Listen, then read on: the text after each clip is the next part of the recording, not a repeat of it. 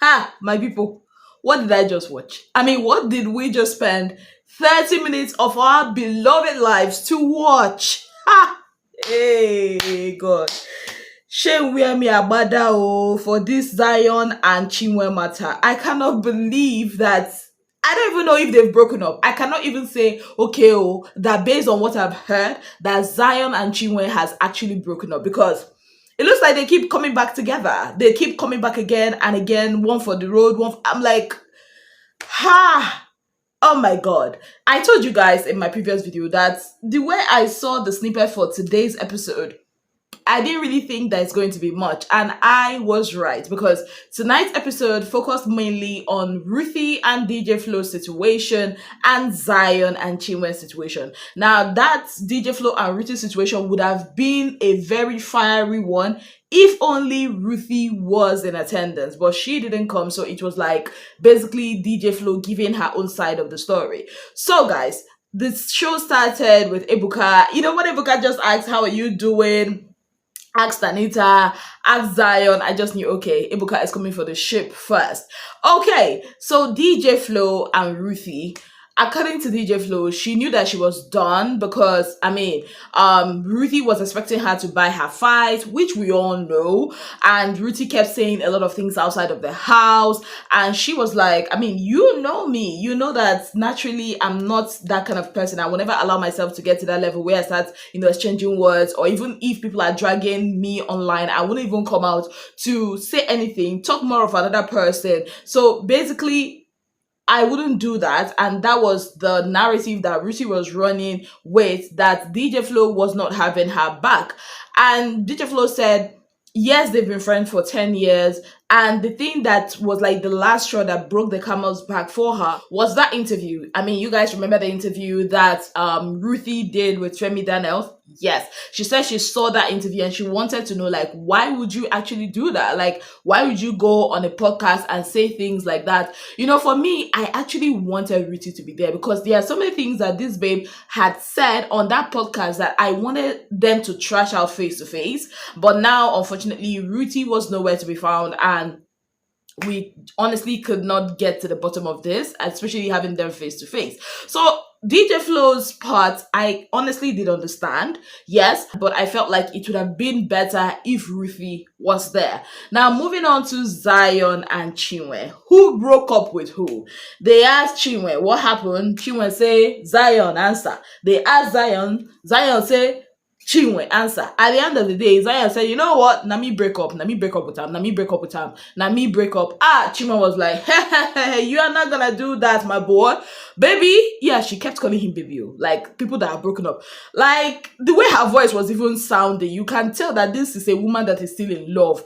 Because she started narrating what had happened, because Zion had said that they broke up in December, and she started giving us just where we know acts. She started telling us that, because she was not staying in Lagos, she was not based in Lagos, she was based in Benin, so she had to be paying, I think, 100K for her accommodation. And then Zion's birthday party came, she spent a lot. I think there was even a time Zion had gone to the club, and he needed money, and she told him, that this money, that is for my accommodation. And Zion, I don't even know if he did pay back from her narration. And she was like, okay, after you're done with the club, come home. I want to spend some time at night with my baby. But no, Zion did not come home. The reason Zion came was like, he could not find an in-drive that is like a taxi hailing app, and they could not find a way to get to her place. Meanwhile, his friends drove him past to Ikate. I'm not in Lagos, so I don't know how far Ikate and Onira and all those places are. So from what she's saying, basically she's saying that they drove past the place where her accommodation, where she was lodging, which doesn't actually make any logical sense, right? And then Zion comes in the morning, and she prepares food for him. She leaves. She said on the way to the airport she was crying. Zion on his own end was saying that, he slept off. That's what happened. That he's been with Chinwe all this while. He could not see his friends, so he wanted to spend time with his friends. He invited Chinwe, but Chinwe wanted to stay back, and that happened. And then Chinwe went and blocked him everywhere, and they started demanding for her speaker and her pictures. That's like teenage kind of, when you're in a relationship back then, and you're like, oh, return my brush to me, return my pants. We all know that it's not that brush and pants that you want. It's because you want to still have a way to communicate with this guy, right? And then before you know it, February, they go back together again. They resolved it, something. Chuma said, in all this time, Zion never took her out on a date. Now they pay. Now they pay for everything with both of them they enjoy, right?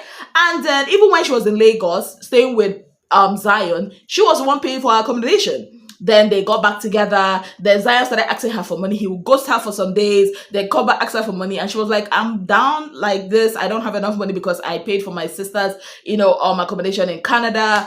And this guy will ghost her again. I think he asked for 300K at some point.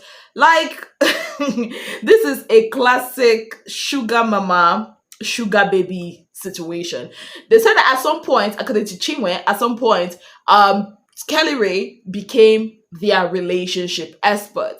See, from everything I got from that conversation, we dragged on for way too long. It's so clear that these people still like each other. No, scratch that. It's so clear that Chinwe still likes Zion. I don't know what Zion has given to her to eat. Well, I'll say maybe she's stigmatized, volatilized, if you get what I mean. I think that's what's going on here. I don't think that Zion actually likes this babe, because if you believe that this relationship will work outside of the house, then I have, a land of 100,000 naira to sell to you at Maitama. Because tell me why this relationship broke up while they were in the house. Like, there was no relationship. Chinwe even said that her family or his family members hate her, his sister hates her because of what she said, that she's the one sponsoring Zion. But did she lie? She's the one sponsoring the guy. Like, any smart person listening to both of them would tell that this guy is not in that relationship with her. Now she they date herself.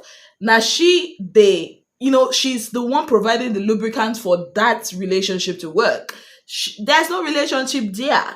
You understand? Now she be the sugar mama, the champagne mama, supplying the sugar to him. The only reason that Zion is still with her is because he loves the money and whatever it is he's getting from her. That relationship is good as dead. But Chinwe is still very much intoxicated with Zion. That's all I have to say about this. Zion, what's the difference between Zion and a Yahoo boy?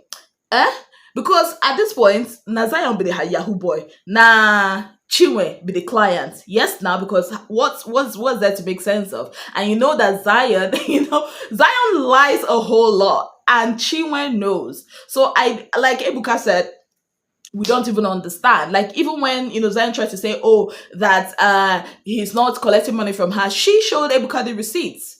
At some point, they even wanted to blind my Ebuka by Ebuka seeing some pictures that he's not supposed to see. And from what Ebuka had seen, even Ne said it, like, both of them are still lovey-dovey. At least Zion is still trying to, like, say, I have affections for her. This one, like, oh my God, I'm just done. I'm done. Like, nah. Woo, no. This first episode was, for me, it was a no. It was a no. It was a no for me. I cannot even believe that was what they used as a first. Okay, maybe, yeah, I don't know. I expected thunder, fire, and brimstone. I expected drama. I expected to laugh. I expected to, nah. It was a whole lot of stories that I don't even know why they even allowed it to drag that long.